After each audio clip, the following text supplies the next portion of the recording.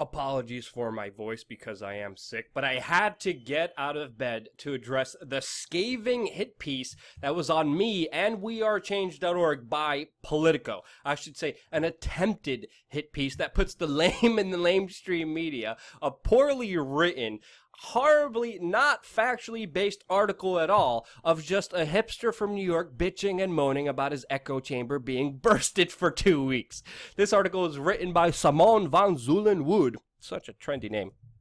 His article was titled, "This is what it's like to read fake news for 2 weeks," where he follows everyone on Michael Flynn Jr.'s Twitter account and then is inundated to information he never heard before. And he starts off his article by saying, "My working theory was that you can learn a lot about fake news adherent from the company he keeps, especially on social media, where it's possible to create bespoke echo chambers." Now, Simon, I am not a fan of echo chambers. We have called out Facebook for creating echo chambers that could be more advertiser friendly, that doesn't question people's political beliefs or narratives.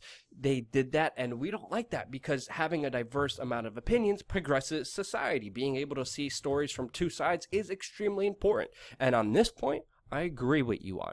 But you had 2 weeks investigating supposed fake news. What do you have on me? What information, after doing your research, investigating me, what is the worst thing you have about me? Let's go on. Let's see this. He goes on about me. But I also recommended I return to WeAreChange.org, where a contributor named @LukeWeAreChange was narrating developments in Syria. Luke was filming himself at his desk, where he addressed the dichotomy head-on. With Assad having victory, the West and the mainstream media are freaking out in full hysteria. He told his viewers, a lot of biased information meant to emotionally manipulate you. He pulled up a headline from the Times that reads, "Complete meltdown of humanity. Civilians die in fight for eastern Aleppo." Then he pulled up a video of people masked in dark area, shouting and appearing to celebrate. It came from the Twitter feed of Lizzie Flem, a reporter for RT, the Russian state-run U.S. cable channel. Luke pointed out, "You're not getting this side of the story by the American mainstream media because you're not."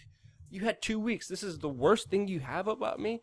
I gave two sides of the story. I showed you and sourced an American mainstream media article, and I showed you what someone on the ground reporting from a different point of view, reporting from a different bias, was showing their audience on video from the actual ground. This is what journalism is. You present the two sides. You let people decide for themselves. You source the information like you have on our YouTube channel. You actually do some investigating. And this is the worst thing you have on me?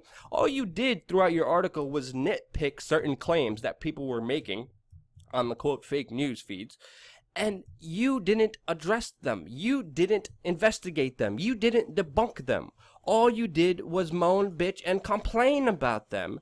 And then you're hinting at censorship that you would like to see that doesn't burst your own personal bias bubble. You said in your article, Watchdogs published list of websites to disbelieve.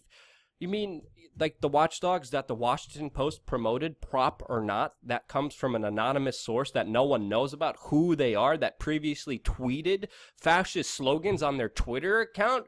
You're talking about that watchdog group that the Washington Post had to have a retraction on? Do your goddamn job, Simone. He goes on. Facebook pledged to vet bogus information. Gullible readers would be educated by cigarette pack style warnings, and yet there was no perceivable decrease in the quantity. You're moaning about your echo chamber being burst. And an article that's supposed to address echo chambers. You're hinting at mass censorship of personal opinions that you don't agree on. You're crying about your own safe space that you want, that you had to break out of for this article that you didn't even do your homework on or research on. You go on. I didn't tweet, but watched and tried to imagine what was going on through the mind of the man who sees the world through fox-tinted glass. You might as well be talking about yourself, bro. He goes on. After a week, I've seen enough and stepped out of the echo chamber. And you what? You went back into your limousine liberal safe space? Overall, I found plenty of evidence that, yeah, fake news is a poisonous influence on the supporters of Donald Trump. The ending's beautiful. I'll keep it to remind myself every now and then what's cooking over in the parallel disinformation universe. Simone, look at you. God damn it, you want to be trendy hipster. I live in New York too.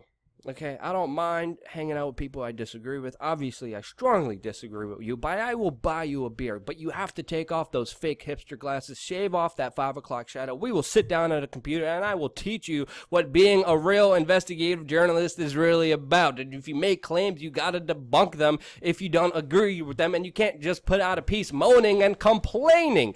And of course, the mainstream media puppets like Brian Stutzler call your article brilliant, but it's not based on any freaking factual fact, only your disdain from hearing different opinions that you don't like. And you're representing and working for a news organization where your own former chief political correspondent identified himself as a hack when he was collaborating with, working with Hillary Clinton's campaign, carving out articles for her liking and her approval. Your news outlet put the testicles of the establishment in their mouth, and now you have the audacity to call out journalists who are actually doing the investigative reporting that you are not.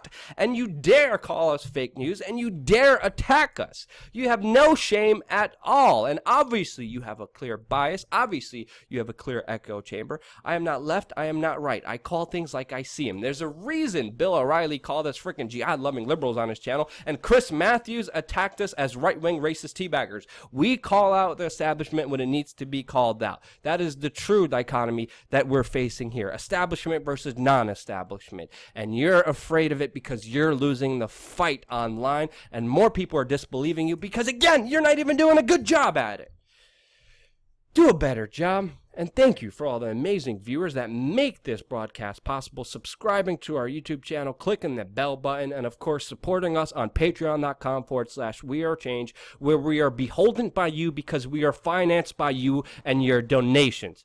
Thank you again so much for watching. Stay tuned. We're not going to take this sitting down. I may be a little sick right now, but share this video, get this out there, because I won't let this defamation and slander stand.